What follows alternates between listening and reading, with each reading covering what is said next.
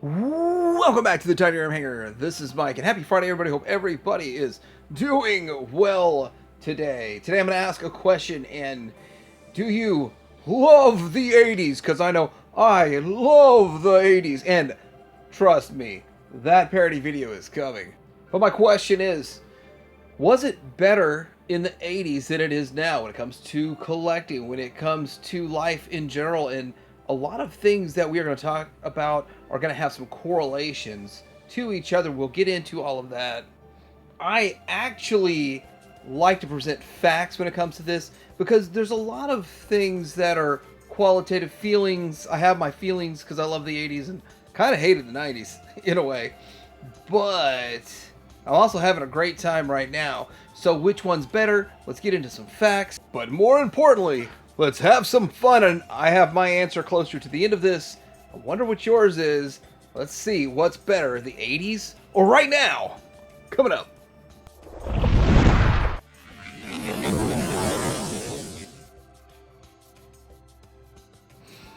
First off, if you were in the 80s, well, when we were in the 80s, or if you were in the 80s, you watched most of your programming on a standard television set.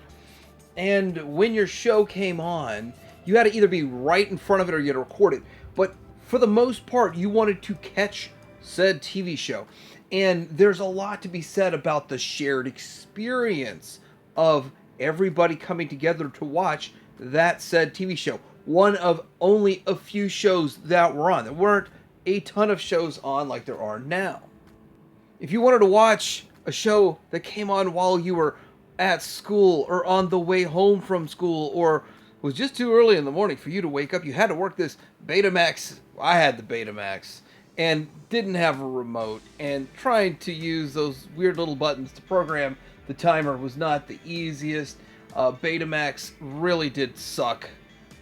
They tried to say that Beta was better than VHS 1 because it was superior for a lot of reasons, but people still try to say Beta was better. I've had both, and I guarantee you VHS 1 for a reason. When I got a VHS, that actually was when I was able to record my shows.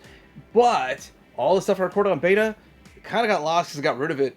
Really does suck that some of the best shows I recorded are still on the crappy Betamax.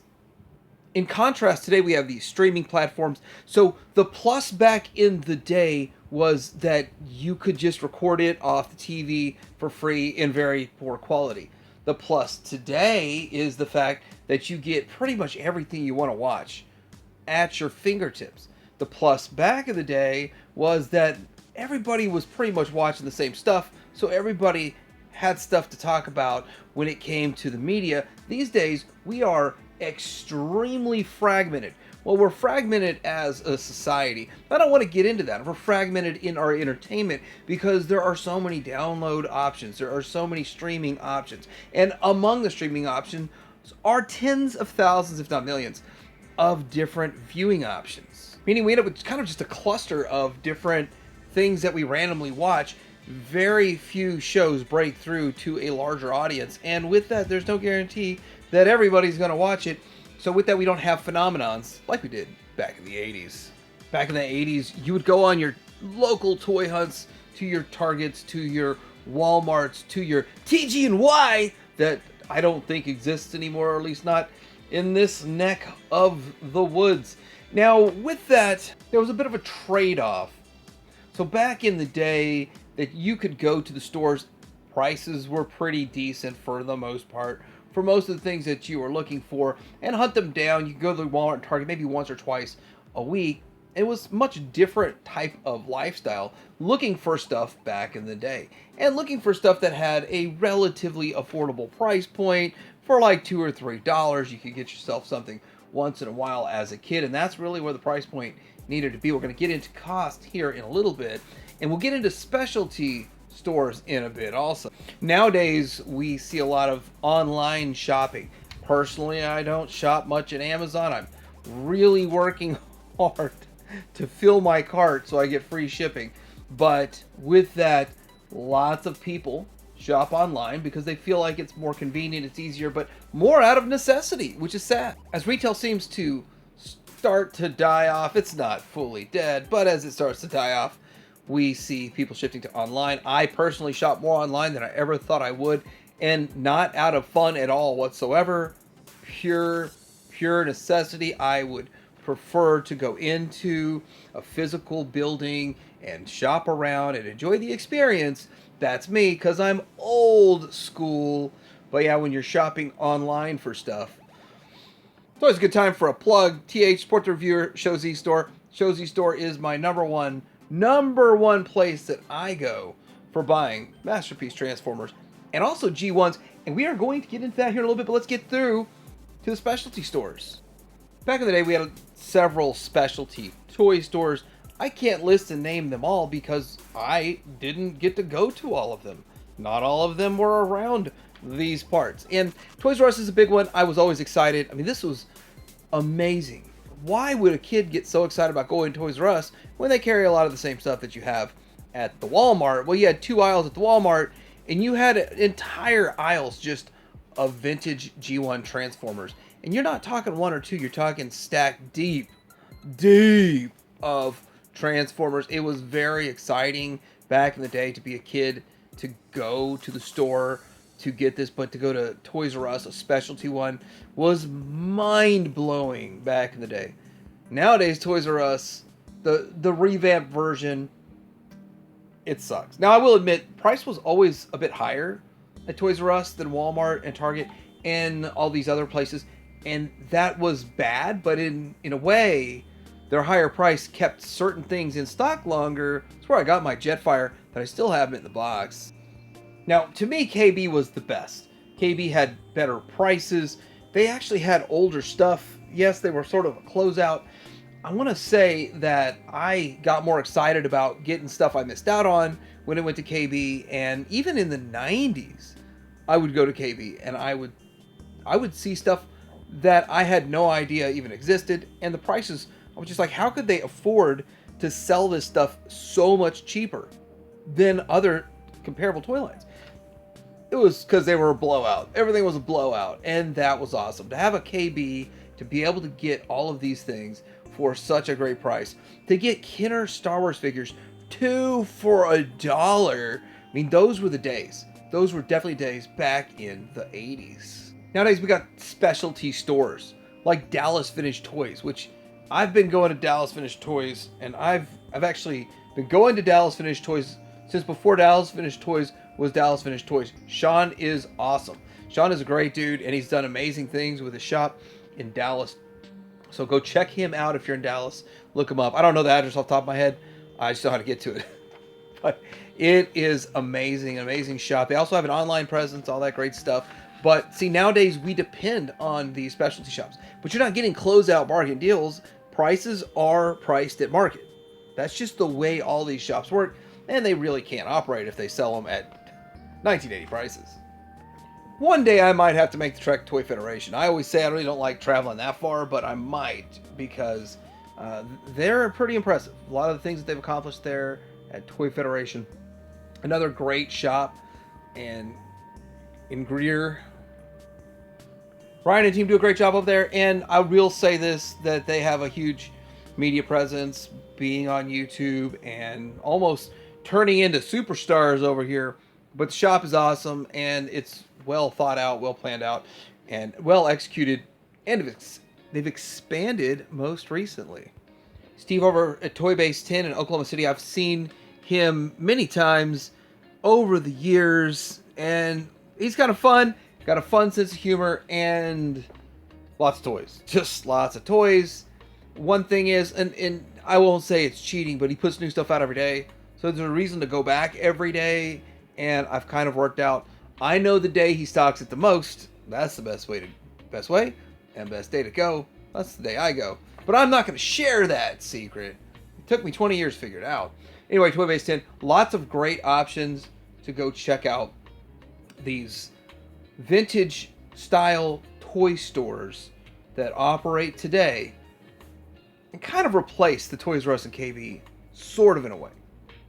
Now I want to shift things into the real world. We have to look at the cost of living from back in the day. So what was the average price of a home in 1980, approximately $47,200. Now, why do I even talk about that? Why am I talking about the average home price back then? Because really, if you look at home prices and you look at the price of everything else, there's some sort of a correlation to it. So that's kind of what I always start as a base when we talk about pricing and cost of everything.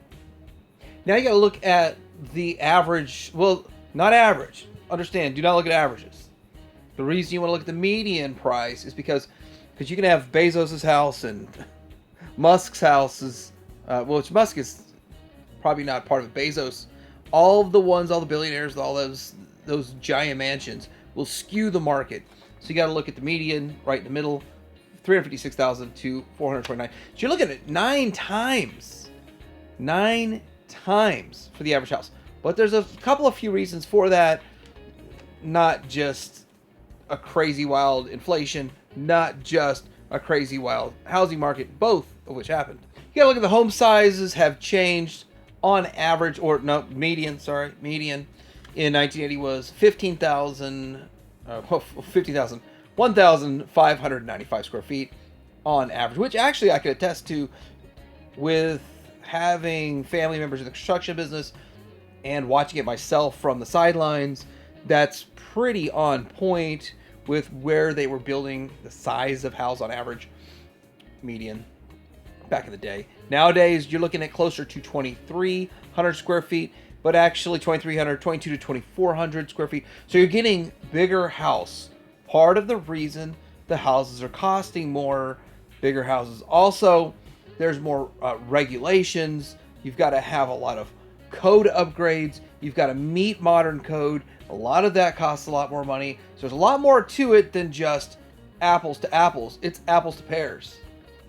We gotta look at these vintage toy lines, that the vintage toys, prices of them, prices of everything back in the day. And the dollar was stronger, and all the other currencies, every other currency was stronger back in the day. Prices were lower. Nowadays we pay significantly more for that. So we've got the modern version of this going for like $30 at the Walmart versus $2.64. But you're getting more for that. Again, you're getting a bigger figure, you're getting more complex, you're getting more engineering, more steps in production than what we got back in the day. More simplified version, just hitting a cost. But it's also targeting a different market. So for about $25, you can get an Optimus Prime back in the day. And then we got the MP44 Takara Optimus Prime for $450. I paid $328 from Amazon Japan, but now Amazon Japan does not give you that big of a discount like they used to. Anyway, with all of that, you get a lot more for this MP44. There's a lot more steps. There's a lot more engineering. There's a ton more parts, probably 5 times more parts involved. But the simplistic design of the original vintage one helped keep the cost down. And of course, they didn't really design it. They just copied it and put it back over here with a different name. So it was Convoy.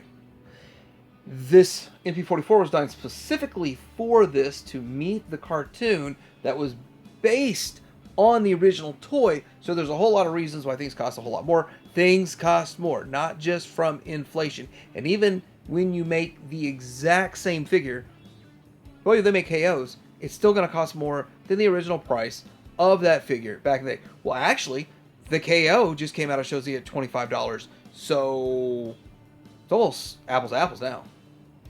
Now, coming from the guy, me, who's perpetually stuck in the 80s, who I love the 80s Tydirium hanger style, coming eventually.